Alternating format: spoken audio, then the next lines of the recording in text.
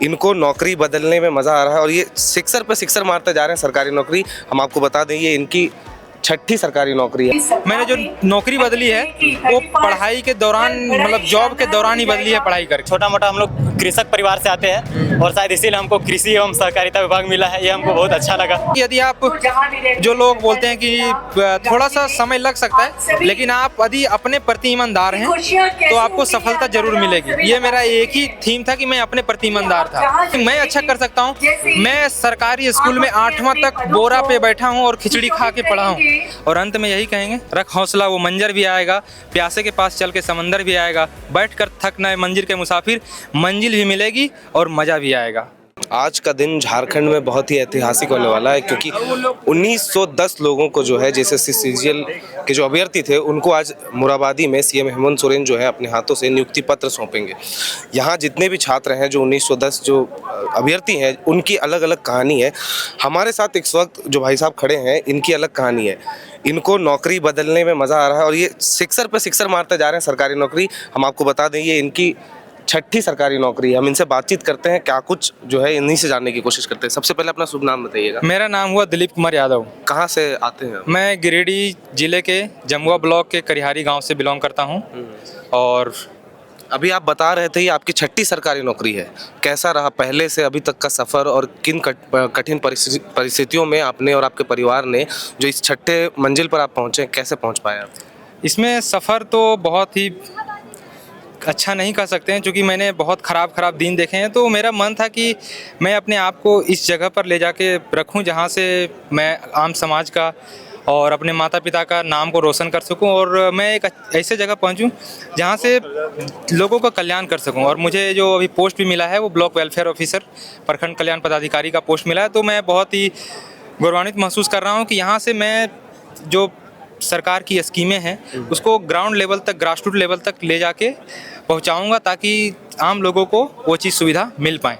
और इसमें मैंने जो अपनी जर्नी का शुरुआत बता दूं तो मैंने पहली जो मेरी जॉब थी वो सीआरपीएफ में मैंने ज्वाइन किया था, जीडी के रूप में कांस्टेबल किया था आपने? ये मैंने 2021 में ज्वाइन किया था।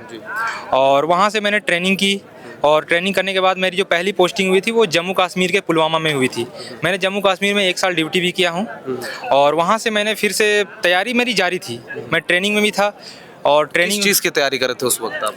मैं उस समय जो जनरल कंपटीशन है, जैसे आपका वनडे एग्जाम का जो भी वनडे एग्जाम है, अभी जैसे एनटीपीसी रेलवे हो गया, एसएससी हो गया, स्टेट का हो गया, ये सारे एग्जाम का तैयारी मैं कंटिन्यू कर रहा था। क्योंकि सिलेबस सबके सेम है, मैथ, रीजनिंग, जीके, जीएस और इंग्लिश, साइंस।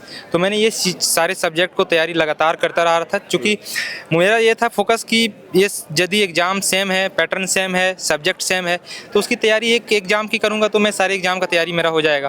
तो मैंने आपने सीआरपीएफ की पद पर ज्वाइन किया, सीआरपीएफ में आपने पद ज्वाइन किया, उसके बाद भी आपको ये नहीं लगा कि अब तो सरकारी सेंट्रल गवर्नमेंट की जॉब है, अब यहाँ पे थम जाना चाहिए? क्योंकि जो गांव में या फिर हम कहें जो माँ बाप होते हैं, जो परिवार होते हैं, वो कहीं ना कहीं सरकारी नौकरी में अपने बच्चे को देखना चाहते हैं, भविष्य जो है उनका सुनहरा हो कहकर।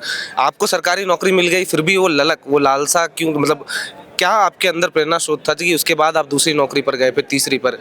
जैसे प्रेरणा स्रोत का कह सकते हैं कि जब मैंने सीआरपीएफ का जॉब ज्वाइन किया तो वहाँ पे मेरा शुरू से ही शौक था कि मैं आम जनता के बीच जो है रहूं। और वहाँ पे जो जॉब थी मेरी सीआरपीएफ की, वो ऐसा फील नहीं करवा रहा था मुझे कि वहाँ पे ड्यूटी था कि आपको पर्टिकुलर जगह पे डिपोर्ट कर दिया गया, वहाँ पे आपको बस लॉ एंड ऑर्डर को मेंटेन करना है, जहाँ से आप खुद पे डिसीजन ना ले सकते हैं। और मुझे ये था कि मैं ऐसे जगह पहुंचूं जहां से मैं जनता के लिए काम कर सकूं, डायरेक्ट वे में, डायरेक्ट करेक्शन जनता के साथ। हाँ। दूसरी नौकरी आपने कौन सी? दूसरी नौकरी मैंने एक्चुअली वहाँ पे था क्या, थोड़ा सा ड्यूटी जो हैक्टिक था, इसलिए थोड़ा पढ़ाई जो है सो नहीं हो पा रहा था। लेकिन मेरा ये था टारगेट कि जब यहाँ से मैं निकलूँगा तो सिविल जॉब में जाने के बाद वहाँ पे टाइम थोड़ा सा मिल जाता है ठीक ठाक। तो मेरा सोच था कि मैं सिविल जॉब में पहले जाऊं, उसके बाद फिर वहाँ से फिर से तैयारी करके ऊंचे कदम के लिए मैं जा सकूं। तो मैंने वहाँ से रिजाइन करके रेलवे ज्वाइन किया था। रेलवे में किस पोस्ट पर रहे? रेलवे में मैं ग्रुप डी ज्वाइन किया था। ग्रुप डी ज्वाइन किया, उसके बाद तीसरी नौकरी कहाँ लिया? तीसरी नौकरी मैंने रेलवे में ही सिग्नल टेलीकॉम का टेक्नीशियन के पोस्ट पे ज्वाइन किया था उसको, चूँकि वो ज्वाइनिंग लेटर आया उसके बाद फिर मेरा कमर्शियल क्लर्क में एनटीपीसी क्वालिफाई हो गया था। तो फिर मैंने वो भी होल्ड पे रखा। उसके बाद फिर से तुरंत जो है एनटीपीसी का है सीनियर टीटी का पोस्ट जो है उस पर मेरा ज्वाइनिंग हो गया था, तो फिर मैंने वहाँ पे अभी ज्वाइन किया हूँ जो है सो। अच्छा, वहाँ पर अभी आप अभी मैं फिलहाल सीनियर टीटी के रूप में खड़गपुर में ज्वाइनिंग हूँ और वहाँ पे कार्यरत हूँ मैं। कितना स्ट्रगल करना पड़ा, परिवार क्या करता, मतलब भरण पोषण जो परिवार में है वो कैसे चलता था और कितना आपको संघर्ष करना पड़ा इस मुकाम तक पहुंचने के लिए? इस मुकाम पे जैसे मैं माँ बाप का था कि ये पहले मुझे गांव, मेरे घर से कोई पढ़े लिखे नहीं है, तो मेरा सोच था कि पहले एक सरकारी नौकरी हो जाए ताकि गांव के लोग मेरी माँ को ये ताना ना दे सके कि इसका बेटा कुछ नहीं करता पढ़ा है। तो मैंने सरकारी नौकरी दे के अपनी माँ को ये कम से कम ये लेवल पे ला दिया कि गाँव के लोग कुछ ना बोले। उसके बाद फिर मैंने अपना जो ड्रीम था उसको परस्यू करने लगा, तो गाँव घर वाले भी सपोर्ट कर रहे थे कि ठीक है अपना तुम्हें जो ड्रीम जॉब है उसको तुम परस्यू करो। बाकी वो घर वाले बहुत सपोर्टिव थे। तो आपने पढ़ाई कहाँ से की अपनी? पढ़ाई मैंने ग्रेजुएशन जो है हजारीबाग से किया है और तैयारी एक्चुअली पटना से किया हूँ। पटना में रहा हूँ 3 साल। उसके बाद फिर मैंने जो नौकरी बदली है वो पढ़ाई के दौरान, मतलब जॉब के दौरान ही बदली है पढ़ाई करके। तो अभी मैं बोलना चाहूँगी कि यदि आप, जो लोग बोलते हैं कि थोड़ा सा समय लग सकता है, लेकिन आप यदि अपने प्रति ईमानदार हैं तो आपको सफलता जरूर मिलेगी। ये मेरा एक ही थीम था कि मैं अपने प्रति ईमानदार था। मैंने कभी अपने आप को धोखा नहीं दिया कि ये अपने आप को सेटिस्फाई करने के लिए नहीं पढ़ा। मैं घंटा नहीं देखता था, मैं कंटेंट देखता था, क्वालिटी देखता था कि मैंने आज 2 घंटे पढ़े तो 2 घंटे में मैंने क्या एक्वायर किया।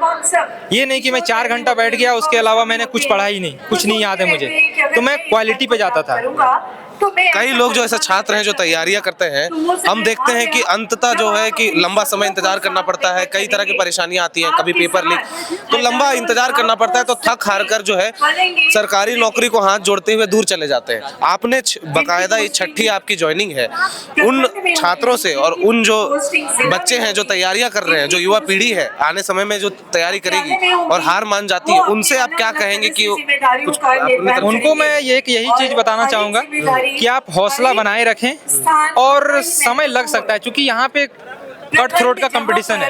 ये फिक्स नहीं है कि इतने मार्क्स में मेरिट बन जाएंगे, तो आपको थोड़ा सा धैर्य रखना पड़ेगा और आप धैर्य रखें। पेरेंट्स को भी यही कहेंगे कि आप अपना बच्चे को थोड़ा सा समय दें, उनको हतोत्साहित ना होने दें, उसको मोटिवेट करें और उसके साथ जब वो असफल होते हैं तो उनके साथ खड़े रहें ताकि वो अंदर से टूटे ना। एक्चुअली होता क्या है कि जब हम असफल होते हैं तो हमारे साथ कोई नहीं होता है और उसी समय वो समय होता है जब हम आप पूरी तरह से वो चीज़ टूट के और वहाँ से अलग हो जाते हैं। लेकिन हम हर पेरेंट्स को यही बोलेंगे कि आप उस समय आपके बच्चे के साथ खड़ा रहें, उनको हौसला दें और एक ना एक दिन वो जरूर अच्छा करेगा। यदि मैं अच्छा कर सकता हूँ, मैं सरकारी स्कूल में 8वां तक बोरा पे बैठा हूँ और खिचड़ी खा के पढ़ा हूँ, तो यदि मैं एक इतना गाँव से बिलोंग किया हुआ लड़का यहाँ तक आ सकता है तो कोई भी आ सकता है। जी, आपने बहुत अच्छी बात कही और ये संघर्ष बताता है कि कितना आपने मेहनत किया। आपने शुरुआती दौर में जो गांव में ताने पड़ते थे उसके लिए आपने सरकारी नौकरी ज्वाइन की, उसके बाद आप अपने मन से जो समाज सेवा की भाव थी उसके लिए आप प्रयासरत रहे और आज आपको सफलता मिली। अब संतुष्ट हैं कि इसके आगे भी रन बनाएंगे? और हाँ, संतुष्ट तो इंसान कोई नहीं होता है, संतुष्टि का तो लेवल कोई डिसाइड नहीं करता, वो तो खुद पे है। बट हर इंसान को चाहिए कि आप बेहतर से बेहतर करते रहें। बाकी कहा जाता है कि ज़िंदगी के इस खेल में सारा मैच फिक्स है, हम एक जरिया हैं उस तक पहुंचने का। बस आप मेहनत करते रहें, आपको जहां पहुंचना है वहां पहुंच जाएंगे।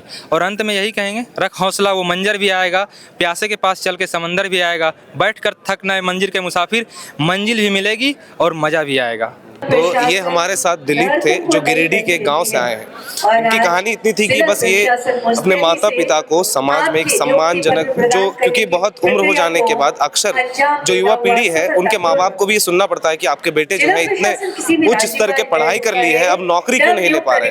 तो इस ताने से बचने के लिए इन्होंने CRPF की नौकरी ज्वाइन की, जिसके बाद ये विभिन्न पदों पर गए क्योंकि इनकी रुचि समाज सेवा करने को लेकर थी और इनकी जो चाहत थी वो समाज के बीच में जो लोगों तक जाए, ग्रास रूट लेवल पर काम करने की थी।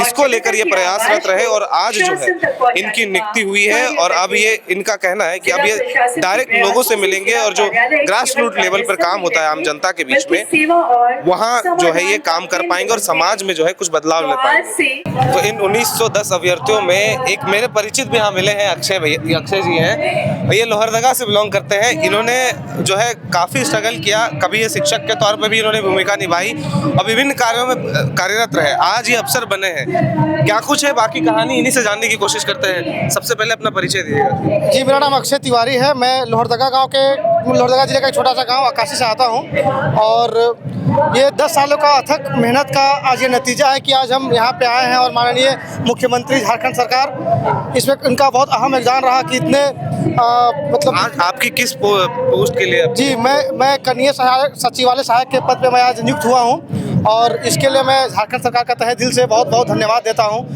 जो इतनी अच्छी वैकेंसीज को इतनी साफ सुथरे तरीके से करा करके आज हम लोग को यहाँ पे नियुक्ति कराई है और इसके लिए मैं काफ़ी हमेशा अनुग्रहित भी रहूँगा सरकार का। जैसे कि हम लोग एक बहुत ही मध्यम वर्गीय परिवार से आते हैं और मध्यम वर्गीय परिवार के लिए किसी भी अभ्यर्थी के लिए सबसे बड़ा सपना होता है सरकारी नौकरी, तो जो आज ये हम अपने अथक प्रयास से सफल कर पाए हैं और इसके लिए मैं जितने भी अपने माता पिता, अपने जो भी मेरे इसमें इस मतलब सुख दुख के घड़ी में जो मेरे साथ रहे, मैं सभी को बहुत बहुत दिल से धन्यवाद देना चाहता हूँ। आज आपने सचिवालय में नौकरी ली, लेकिन आपने जो पढ़ाई की है, आपने बीटेक किया है। जी, बीटेक के बाद ये आर्ट सेक्शन से जुड़ के आप इस तरफ पहुंचे हैं। कितना स्ट्रगल रहा और कितनी मानसिक रूप से आपको मतलब तैयारी करनी पड़ी कि हम बीटेक जो एक तकनीकी क्षेत्र है उसकी पढ़ाई कर आप इस आर्ट के सेक्शन में जाओ, आर्ट और कला की जो बात होती है उस सब्जेक्ट को लेकर आप आगे बढ़े और आज नौकरी लिए है। कितना स्ट्रगल मेंटली करना पड़ा और परिवार में किस तरह का कहना? जी, ऐसा है कि जब मैं ग्रेजुएट हुआ था, मैं बीटेक किया हुआ हूँ, उसके बाद जो झारखंड की पहली जो फॉर्म आई थी झारखंड दरोगा, मैं उसमें भी उत्तीर्ण हुआ था। बस किसी कारण से मैं उसका मेडिकल में उसके दौड़ में नहीं कर पाया। उसके बाद लगातार जो दौर थी एग्ज़ाम का वो चलते रहा और उसके बाद धीरे धीरे मैं इस फील्ड से जुड़ता रहा, मैं कंपटीशन की ओर बढ़ता रहा और जैसे मैं दर ब दिन आगे बढ़ता गया तो मुझे और भी चीज़ सीखने को मिलती रही। जब मैं बहुत ज़्यादा लगा कि मैं परिपक्व हो चुका, उसके बाद मैं एग्ज़ाम देना स्टार्ट किया, उसके बाद ये सफलता मिली है मुझे। कितने परीक्षाएं आपने दी, कितनी मतलब परीक्षाओं पर? आपको तो मालूम होगा कि मैं 3 जेपीएससी मेंस की परीक्षा भी दे चुका हूं और फिर विभिन्न जो जेपीएससी जो विभिन्न परीक्षाओं के कंडक्ट की मैं उसमें उत्तीर्ण हुआ हूं। अभी भी मेरा 2 एग्ज़ाम बाकी है मेंस फॉरेस्ट का। इसके अलावा मैं 2 जेपीएससी सिविल सर्विसेज, 1 सीडीपीओ का भी मेंस में दे चुका हूं। तो जो ये कारवां था वो आगे बढ़ता गया और फिर फाइनली आज अब लग रहा है कि फाइनल डेस्टिनेशन पे आ गए हैं। नहीं, इसके बाद भी आगे और भी बढ़ता रहेगा। मैं उम्मीद करता हूँ कि मैं जेपीएससी वो भी मैं क्वालिफाई करूँगा। बस आप लोगों का आशीर्वाद दुआ रहा तो मैं इसको भी क्वालिफाई करूँगा। तो ये अंतिम क्षण नहीं है, अंतिम स्टेज नहीं है? जी नहीं, ये अंतिम स्टेज नहीं है। इसके बाद मैं जेपीएससी के लिए पुरजोर तैयारी करूँगा, पुरजोर। हमारी शुभकामनाएं आपके साथ है कि आप आगे और तैयारी करें और आगे सफल हो। हमारे साथ और भी भाईजान, आप कहाँ से आए हैं, तो परिचय अपना दीजिएगा। मेरा नाम कृष्णा सिंह है और मेरा घर बुढ़मू प्रखंड का ठाकुर गांव से 5 किलोमीटर अंदर घुस के मेरा गांव का नाम बाड़े है। किस पोस्ट के लिए नियुक्ति हुई है आपकी? मेरा नियुक्ति असिस्टेंट सेक्शन ऑफिसर, जिसे हिंदी में सहायक प्रशाखा पदाधिकारी बोलते हैं, और हमको कृषि पशुपालन एवं सहकारिता विभाग मिला है। कितने यंग लग रहे हैं, कितनी उम्र होगी अगर मैं पूछ सकूं तो जानना? मेरी उम्र 27 साल। 27 साल है। इस उम्र में सरकारी नौकरी ले लेना एक अपने आप में अचीवमेंट है। कैसा लगा और परिवार कितना प्राउड फील कर रहा है? परिवार तो प्राउड फील कर ही रहा है और परिवार के साथ साथ जो आस पड़ोस के लोग हैं, दोस्त यार हैं, और स्पेशली हमारे परिवार में मेरे एक जीजा जी हैं और एक मेरा दीदी का बेटा है जिसका नाम अंकित है। अभी वो सीआरपीएफ में है। वो हमको फाइनेंशियली, उनको वित्तीय रूप से हर समय वो हमको सपोर्ट किया है। और एक मेरे जीजा जी हैं, वो रिश्ता में तो जीजा जी हैं लेकिन वो मेरे बड़े भाई से कम नहीं है। तो मैं तो उनका सदा आभारी बना रहूँगा। वो मैं मतलब मेरी सफलता में उनका बहुत अहम योगदान रहा है। तो परिवार में कैसा स्ट्रगल करना पड़ा, आर्थिक रूप से किस तरह की परेशानी? आर्थिक रूप से तो बहुत सक्षम नहीं, हम मध्यम वर्गीय भी नहीं, बल्कि हम तो ये बोल सकते हैं हमको बहुत ही निम्न वर्गीय परिवार से आते हैं। मेरे माता पिता पेंशनधारी हैं और एकमात्र ऐसा कमाने का कोई सोर्स नहीं है। एक छोटा मोटा हम लोग कृषक परिवार से आते हैं और शायद इसीलिए हमको कृषि एवं सहकारिता विभाग मिला है। ये हमको बहुत अच्छा लगा कि हम किसान के बेटे हैं, कृषि आधारित परिवार से आते हैं। अब क्या लगता है कि अब समाज में कृषि के विभाग में आपका चयन हुआ है, क्या कुछ बदलाव लाएंगे और ग्राउंड लेवल पर क्या काम करेंगे? बिल्कुल, कृषि से संबंधित जो भी दायित्व हमें सौंपा जाएगा, इसे मैं हर संभव अच्छे से निभाने का प्रयास करूंगा और जो भी सरकार के द्वारा हमें कार्य सौंपा जाएगा कृषि एवं पशुपालन से संबंधित उसे मैं बेहतरीन तरीका से अपने पद का अपने जो भी हमें पद का ये मिला है वो ये निर्वहन करूंगा मैं। बहुत बहुत धन्यवाद। ये हमारे साथ सफल अभ्यर्थी थे, इनकी अलग कहानी है। सब्जेक्ट बदले, पेशे बदले, लेकिन अंततः अभी जो है सफलता मिली है और इसके बाद भी प्रयास जो है वो खत्म नहीं होगा। इसके बाद भी प्रयास जो है जारी रहेगा जब तक उस पद तक ना पहुंच जाए जहां पर मन को संतुष्टि ना मिल जाए। ये सही कह रहा हूं मैं? बिल्कुल बिल्कुल आप सही कह रहे हैं। अब हमारा जो नेक्स्ट टारगेट है वो जेपीएससी रहेगा। जेपीएससी में जब हम लोग सफल हो जाएंगे फिर लगेगा कि शायद हम किसी एक मुकाम पे जाकर के पहुंच चुके हैं। जेपीएससी को लेकर कई सवाल गिर रहे हैं और तमाम अड़चनें आती रहती है समय पर समय। क्या लगता है जेपीएससी हो पाएगा? बस मैं सरकार से यही मांग करता हूँ कि जो जेपीएससी की जो परीक्षा है वो नियमित रूप से हो जाए तो शायद हम जैसे विद्यार्थियों के लिए, अभ्यर्थियों के लिए और अच्छा होगा। मतलब जिसको हम फाइनल डेस्टिनेशन के तरफ से सोचते हैं वहाँ आपका सिलेक्शन हो जाए और फिर हम भी अपने पद पे पहुंच करके सरकार और जो झारखंड है, जो झारखंड राज्य है, जो हमारा जो जिस मिट्टी से जुड़े हुए हैं उस राज्य के लिए हम कुछ कर पाएंगे। जी, आपने बिल्कुल बहुत अच्छा कहा, क्योंकि जो लोग हैं सरकारी नौकरी के लिए बहुत परेशानियां झेलनी पड़ती है जिसके बाद एक सरकारी नौकरी मिलती है, और जो आम तबके के लोग हैं जो साधारण परिवार से आते हैं उनको काफ़ी स्ट्रगल करना पड़ता है, जिसके बाद उन्होंने अपने सब्जेक्ट चेंज करके भी तो दूसरे पद हैं उनके लिए भी जो है परीक्षाएं देनी पड़ती है और नौकरी मिल जाती है तो कहीं ना कहीं खुशी रहती है। लेकिन जो एक फाइनल अपने मन में जो पद जिसकी आप परिकल्पना कर रहे हैं और जिसकी तैयारी करते हैं, जो मन में बैठा रहता है, उसके लिए कहीं ना कहीं प्रयासरत रहते हैं। बस इसी तरह की कहानियां हम आप तक लाते रहेंगे। तब तक आप बने रहे एयर नाउ के साथ। मेरे साथ है सहयोगी श्रेया, मैं हूँ विकास कुमार और आप देख रहे हैं एयर नाउ। धन्यवाद।